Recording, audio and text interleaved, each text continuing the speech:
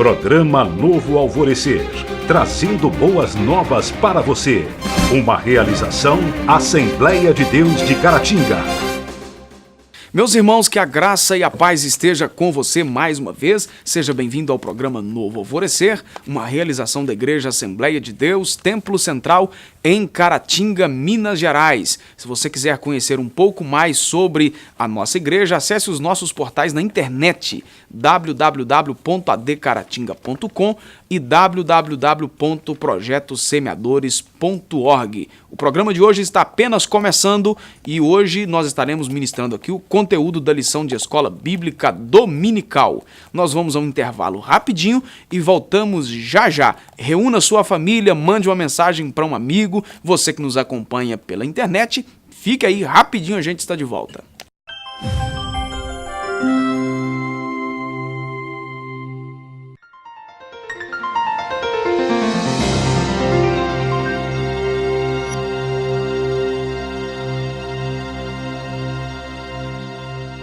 De volta com o programa Novo Alvorecer. Comigo aqui no estúdio o pastor Adriano e o pastor Saulo. Bem-vindos mais uma vez, senhores. Caminhando para fechar o trimestre, nós estaremos hoje ministrando a lição de número 13, que será ministrada na aula física, né? Aula corporal, física mesmo, na sala de escola dominical, no dia 24 de dezembro, antes do Natal, né? Aproveitando aí, o programa vai no ar na terça e na sexta aqui pela TV, já desejar aí festa abençoada, né? Um Feliz Natal para a turma aí. Bom final de ano para todos os nossos telespectadores. Muitas bênçãos, muitas vitórias para 2018. É isso aí. O tema da lição de hoje é glorificados em Cristo. Filipenses capítulo 3, versículo 20 é o textuário da lição, que diz: mas a nossa cidade está nos céus, donde também esperamos o Salvador, o Senhor Jesus Cristo. A verdade prática, a plena glorificação dos salvos se dará na segunda vinda gloriosa de Cristo. O texto que nós estaremos trabalhando é primeira carta de Paulo aos Coríntios, no capítulo 15, do versículo 13 até o versículo 23, é o texto, então, que nós estaremos trabalhando, repetindo aquela velha frase que a gente sempre diz aqui, que dentro da nossa linha teológica de interpretação, que você, né, vai ver aí com outras ideias, né, que aí não tem nada a ver com aquilo que a gente quer passar aqui, não é verdade? O autor vai colocar na introdução aí que a glorificação dos salvos é o evento futuro e final da obra salvadora de Cristo. Será um momento de extraordinária grandeza e felicidade que se dará na segunda vinda de Cristo. Eu gostaria de abrir aqui o nosso comentário, lembrando que o trimestre todo nós estamos falando sobre a obra da salvação. A salvação, ela tem alguns aspectos que compõem, e durante o trimestre nós viemos trabalhando sobre isso. Para quem nos acompanha pela TV vendo agora, pode pesquisar na internet lá. Os outros programas, que foram gravados, que foram feitos, têm aí essas explicações e também são lições que nós estudamos. Então esse processo, ele começa na conversão. Aí começa justamente, essa questão aí, do agir de Deus na vida do ser humano. Então poderíamos dizer que o primeiro aspecto da salvação é a justificação. Seria fases da salvação. Fases da salvação. Então se nós temos o último, então teve um primeiro. E o primeiro é a justificação, que é tirar o homem de um estado de culpa, de réu, e colocar como justo, justificação. Automaticamente, também acontece a regeneração. Que seria aí duas coisas quase que simultâneas após a outra. Ligadas uma à outra, e depois nós temos... efeitos diferentes. Com efeitos diferentes, E nós temos também a justificação, a regeneração, a santificação, e nós chegamos no último estágio da salvação, que é a glorificação. Foi o que o autor colocou. Ela vai acontecer quando? Quando Jesus voltar. No momento do arrebatamento, Paulo fala sobre isso, o texto da leitura bíblica, ele fala. Coríntios 15, primeira isso carta. Aí vai acontecer o quê? Uma transformação para os vivos E quem estiver, né, morrido em Cristo, a ressurreição com Que o não corpo espero que seja o meu caso. glorificado. Eu também não, espero que nós sejamos ou façamos parte. Paulo tinha essa convicção, né? Apesar de Nós que estivermos vivos. ele já ter ido há bastante tempo, ele tinha convicção. E nós que estivermos vivos, né? Mas queira Deus que sejamos nós, né? Os que estivermos vivos, seremos transformados, enquanto os mortos em Cristo ressuscitarão também com o corpo glorificado. Então, essa lição de hoje é o último estágio da salvação, né? Que nós, a partir daqui, estaremos Certo. livres do pecado, da miséria, né, pastor Saulo? E a título de introdução, a glorificação, ela é em si, é o revestimento da glória de Deus sobre todos os salvos, né? Em si é isso. Quando todos os salvos forem transformados ou ressuscitados, eles serão revestidos pela glória de Deus. E voltarão a um estágio de vida, perfeição, né? De perfeição que foi perdido no Éden. Isso aí. Aí é o último estágio, a última fase da salvação em si. Vai ver, aí para sempre, né? Foi o que Paulo falou. Aí para sempre Para estaremos sempre com o Senhor. estaremos E como que nós vamos fazer distinção disso aqui de corpo glorificado com corpo divino? Porque é comum a gente ouvir algumas pessoas falando também que a gente vai receber um corpo divino. Isso é Aí top. seria apoiada aquela ideia que seremos pequenos deuses. Não, mas é totalmente diferente. Eu acho que alguém fazer essa confusão aí, tá faltando informação.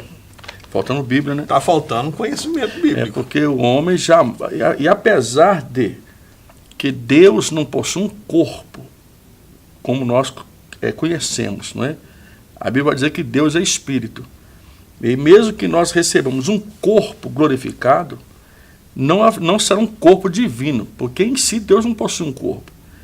E também nós nunca, mesmo sendo glorificados, nós nunca seremos pequenos deuses. Nós continuaremos sendo criaturas de Deus, né? Como os anjos o são, né?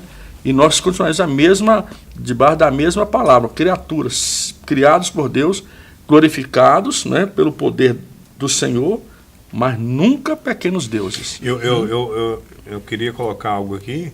Se alguém expressa desta forma por falta de conhecimento, eu aconselho que estude. E se alguém expressa dessa forma, que nós receberemos um corpo divino, conscientemente, estude também, porque está totalmente fora daquilo que a Bíblia nos passa. Né? Então, corpo glorificado e corpo divino são duas coisas totalmente distintas, coisas que nós nunca seremos. O corpo divino não existe, né? Nós temos corpos divinos. Ok. O primeiro tópico da lição aí, a gloriosa esperança da ressurreição dos santos, com 2 subtópicos respectivamente. A ressurreição dos santos, há uma esperança celestial para os salvos em Cristo, quando da gloriosa ressurreição dos mortos, onde estaremos para sempre com o Senhor. É aquela referência de Paulo aos Tessalonicenses, aquela famosa referência, né? Isso aí. Onde Paulo vai, na verdade, trazer um consolo, né, para os irmãos que estavam preocupados com os parentes mortos, aquele negócio todo. Não é isso mesmo? Havia uma dúvida, né? Porque Jesus disse que voltaria. Os anjos, né, na ascensão de Jesus, falou, ele subiu, mas vai voltar. Então aquilo era muito vivo. Aquela esperança da volta de Jesus era viva na igreja primitiva. Eles esperavam Jesus para aqueles dias. Só que alguns começaram a entrar em parafuso, né? Ué, tem gente morrendo aí, e aí? E a esperança? E a esperança? Como é que vai funcionar? Então não vai adiantar a gente ficar esperando Jesus voltar enquanto alguns estão partindo. Aí Paulo vê a necessidade de escrever, né? Olha, não quero que sejais ignorantes acerca desses que estão dormindo. Ou seja, sem conhecimento. Né? O ignorante, Isso aí. Ignorante aqui não é de mal educado, não, né? é falta de conhecimento. Falta de informação. Ignorar. Aí né, Paulo o fala, né? assunto. Porque ao soar da trombeta, eles ressuscitarão. Primeiro, com o corpo glorificado. Né? Isso que a gente está dizendo aqui é a primeira carta de Paulo aos Tessalonicenses, capítulo 4. Versículo 14, Né? isso aí.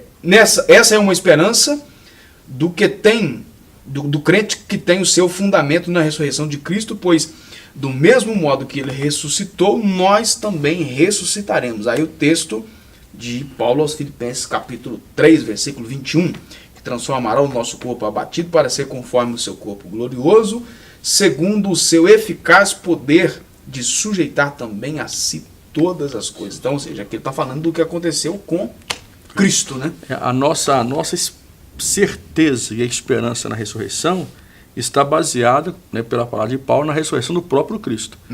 A leitura bíblica em classe, onde é o nosso texto que estamos trabalhando hoje, Paulo vai fazer alguns desafios. Né? Se Cristo não ressuscitou, então também nós também não vamos ressuscitar. Se não há ressurreição dos mortos, Cristo não ressuscitou. E se não ressuscitou, a nossa esperança é vã. Nossa fé. Nossa fé não tem valor. Mas ele vai dizer, não, já que Cristo ressuscitou, nós também vamos ressuscitar. Então a nossa base de esperança na ressurreição, Garantia. a garantia é porque a ressurreição Cristo de ressuscitou. Tem um filme, né? eu não sei se o senhor deve ter visto, a gente estava falando no outro dia, eu esqueci o nome do autor. É baseado num livro, Em Defesa de Cristo. O senhor chegou a ver o filme? Não. É um filme fenomenal. Quem está em casa nos assistindo, onde o jornalista vai trabalhar exatamente para contrapor a fé da esposa. Ele vai trabalhar fazendo uma pesquisa da suposta ressurreição de Jesus, que ele coloca assim, e aí depois no final da história ele acaba se convertendo. É um filme baseado num livro escrito por um ateu. É uma história se converteu. Verídica. E é um negócio interessante. Então, ou seja, não tem como você refutar a ideia da ressurreição de Cristo com inúmeras provas, né, arqueológicas e de testemunhas oculares e enfim, realmente é inegável isso. Só quem realmente não quer entender. A própria morte dos apóstolos estava baseada na ressurreição de Cristo, porque eles o viram ressuscitar. Porque se eles não tivessem visto o Cristo ressuscitado, em algum momento eles titubeariam na fé. Eles não continuariam a defender o Evangelho. Porque até que Cristo ressuscitasse, aparecesse a eles estavam escondidos, amedrontados. A ressurreição de Cristo impulsionou o coração dos apóstolos até a ponto de morrer por Cristo. Essa é uma das coisas que esse jornalista vai descobrir na sua pesquisa. Não é? Isso que nos dá certeza também que nós também podemos continuar fiéis ao Senhor. Que a nossa ressurreição é garantida na pessoa de Cristo, que também ressuscitou. Né? O segundo subtópico aí, o destino eterno dos salvos, os que foram alcançados pela obra salvífica de Cristo Jesus, estarão no reino celestial, onde haverá um eterno tempo de alegria, felicidade e bem-estar diante do nosso Senhor e Salvador Jesus Cristo. O tópico anterior, ele termina assim, ó: hoje, o nosso corpo está sujeito às enfermidades e demais fragilidades. Mas na ressurreição será revestido de incorruptibilidade, nunca mais morreremos, pois na ressurreição dos santos será a vitória final sobre a morte e o inferno. Então, ou seja, nós sairemos desse estágio de fragilidade, de corrupção, para entrar no que você acabou de colocar aí, né? Num corpo de glória, e aí estaremos para sempre com o Senhor Jesus, cumprindo a palavra de Jesus no capítulo 14 de João, né? Olha, eu estou indo, mas vou voltar, e aonde eu estiver, vocês estejam também. Certo. Nós vamos ao intervalo rapidinho, eu vou deixar uma pergunta para o senhor responder aqui na volta. Aquela ideia de que aqui o nosso assunto é o destino eterno dos salvos, a ideia de que no céu será uma monotonia, só cantando, aquele negócio todo, como é que a gente faz com isso aí? Já já o senhor responde. Você de casa, não sai daí, o programa Novo Alvorecer volta já.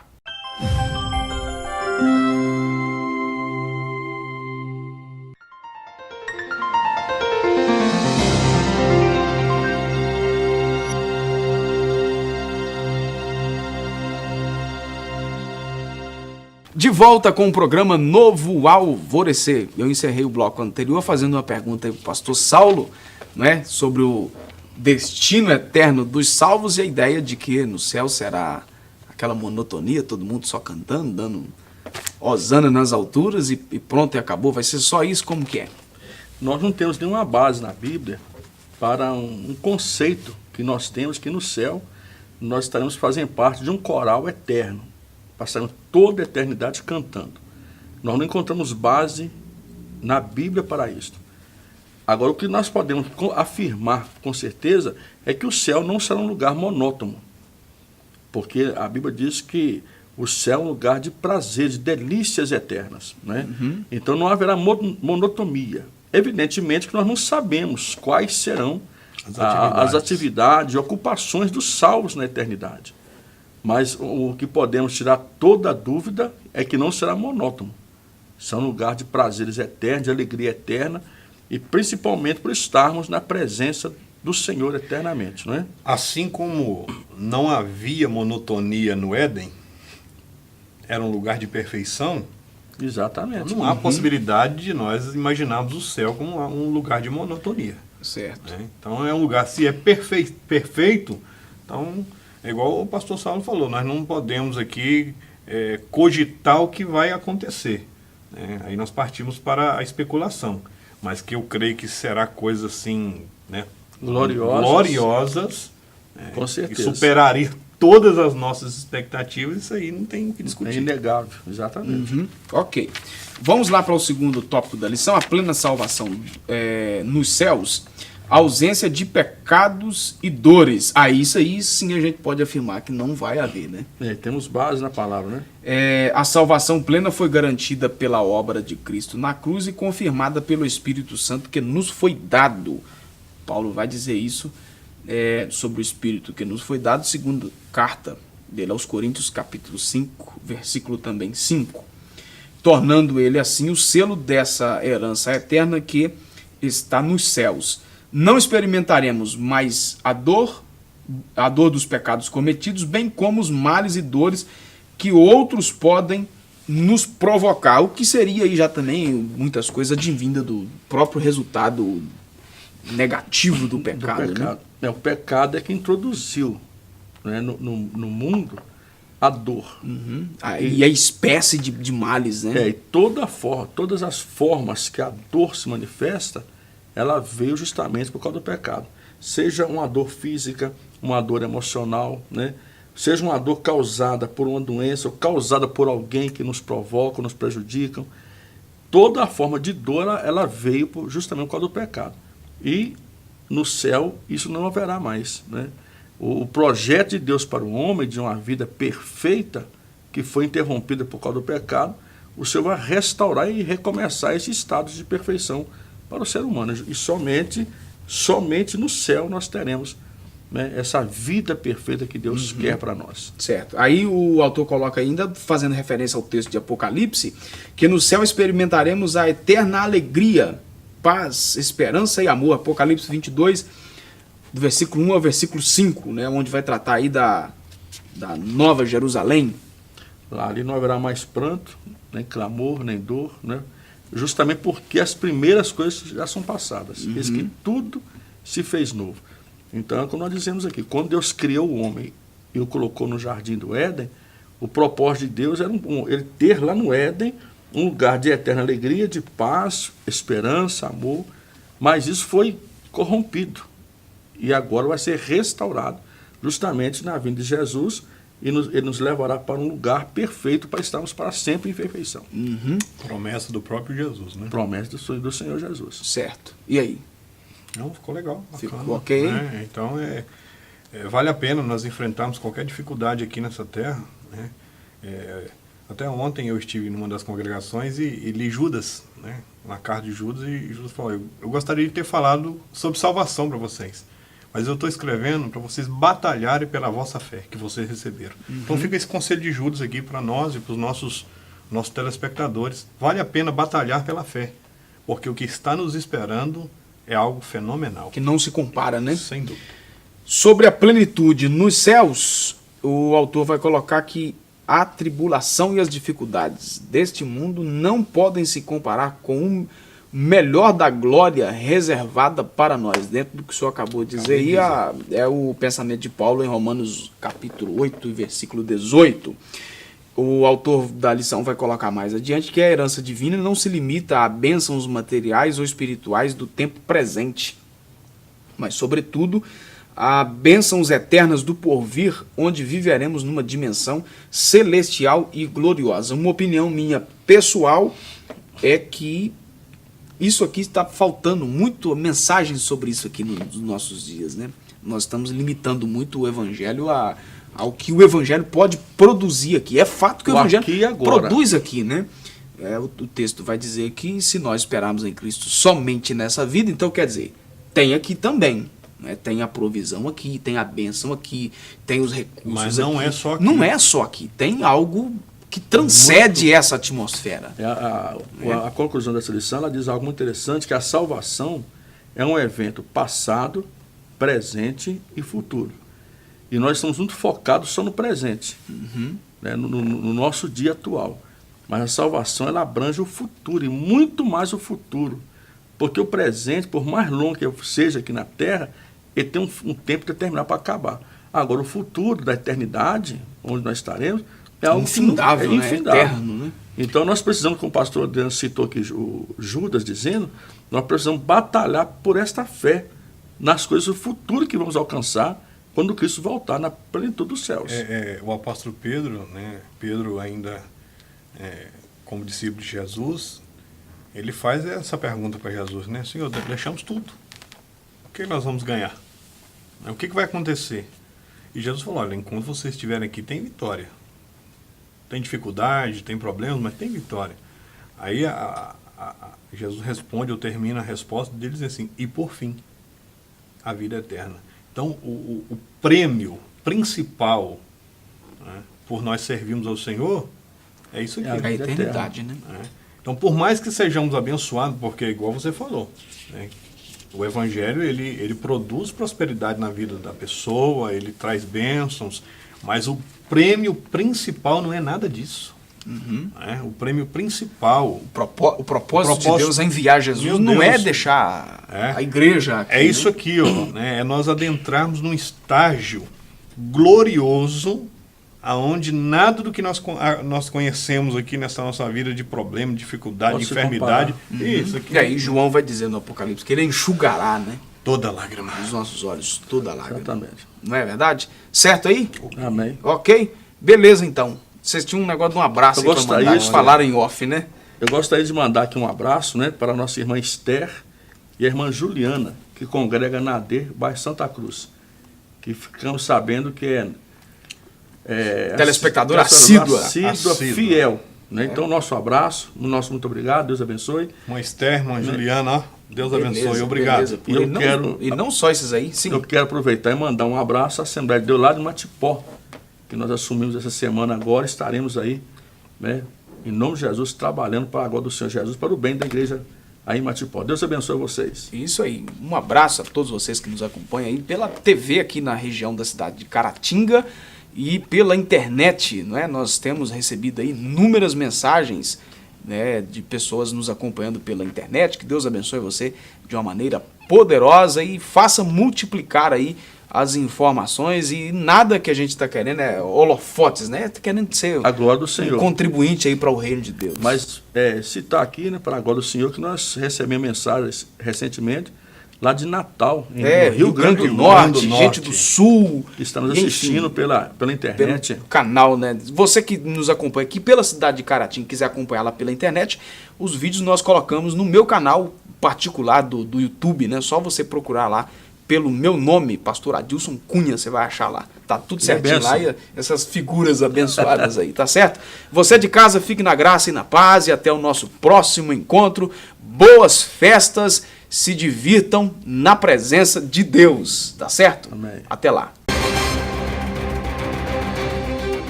Programa Novo Alvorecer, trazendo boas novas para você. Uma realização Assembleia de Deus de Caratinga.